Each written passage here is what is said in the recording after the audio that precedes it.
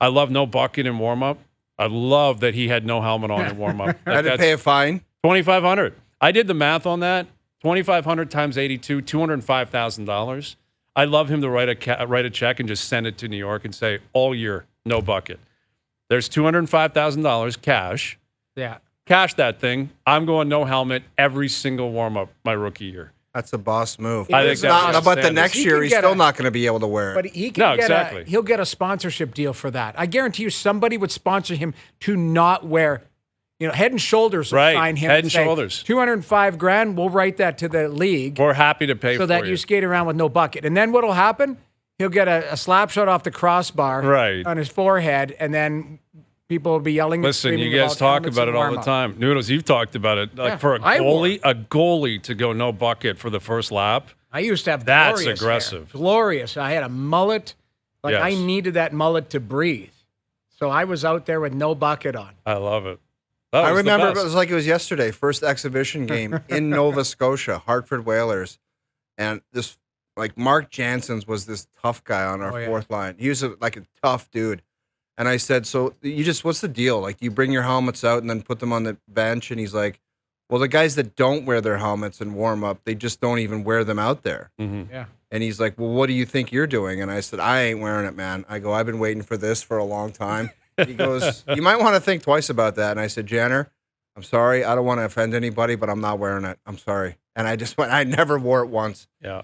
Most glorious thing in life. It really would be. Guys would leave it in their stall. Yeah. Go out for 16 minutes or whatever the time back then. I think warm-up was And I would longer. plead with rookies, plead with them. I would say, please, just don't wear your helmet out there. For the first time. Yeah. First and time. if you don't want to wear it after that, who cares? It's this.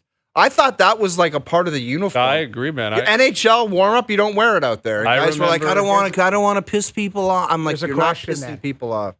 Would there be a GoFundMe from Leaf Nation for Minton to skate around with the that bucket would tonight? be good. It probably wouldn't get the same attention, but I'd like to see it.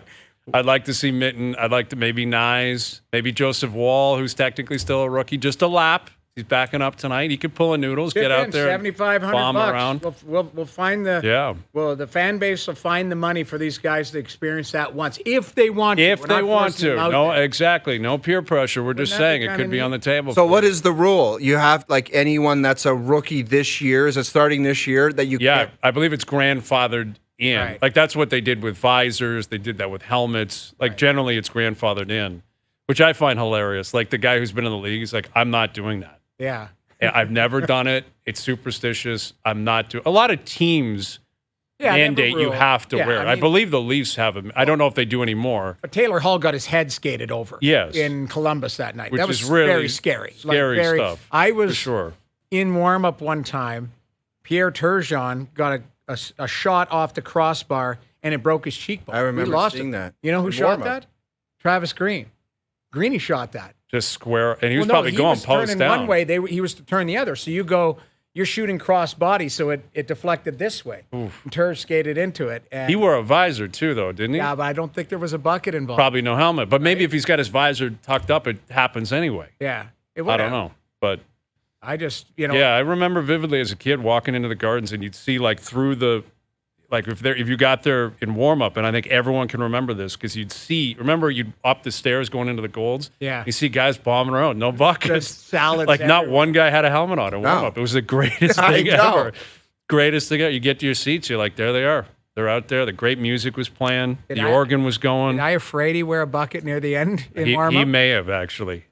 He might have in warm-up. You have a tough salad. You put a helmet on. Possibly. But if you get a great one like Dougie Gilmore in 93, Dougie was not wearing a helmet. Yeah, no chance. I'm in between. No chance in warm-up. I enjoy, warm-up is, nowadays it's buddy-buddy. There's conversations, it stretches and all of that, which is fine. But I still like the atmosphere of warm-up, the music in the background. You can see there's a buzz in the building. You can feel it from the crowd coming in. Depending on who the opponent is, I always thought warm-up in Montreal was juiced up more than any place in the league. I don't know why. That league's got it. Or that it seemed like the building was packed and it was, I don't know. Yeah. No disrespect, Toronto, but Montreal warm-up, it had a juiced up feeling. It was MSG. I come out. MSG had that. You felt like the crowd was on top of you. It was vocal. Music was, that sound system there. That's a all world.